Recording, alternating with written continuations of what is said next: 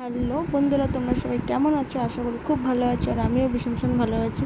আর এতদিন পর আমি লং ভিডিও দিচ্ছি, যেহেতু দেওয়া হয়নি আমার বাড়িতে, যেহেতু রান্না পুজো হয় আর ভীষণ কাজের চাপ, তার জন্য দেওয়া হয়নি। তো দেওয়ার এখন চেষ্টা করছি আস্তে আস্তে। তো আমরা গেছিলাম, দেখতেই পাচ্ছ, গ্রামের দিকে মামার মেয়ের ছাদে গেছিলাম গ্রামের। আমার তো ভীষণ ভালো লাগে গ্রাম, শহর থেকে গ্রাম বেশি ভালো লাগে। তোমাদের কাদের কাদের গ্রাম বেশি ভালো লাগে আমাকে প্লিজ কমেন্ট করে জানিও। আমার ওই ওয়েদারটা, গ্রামের একটা গন্ধ জাস্ট অসাধারণ। গরু একটা গোবর গোবর গন্ধ, খুব ভালো লাগে। ধান ক্ষেত। তো যাই হোক, আমরা এই গাড়ি নিয়ে গেছিলাম। আর ভীষণ প্রবলেমে পড়েছি।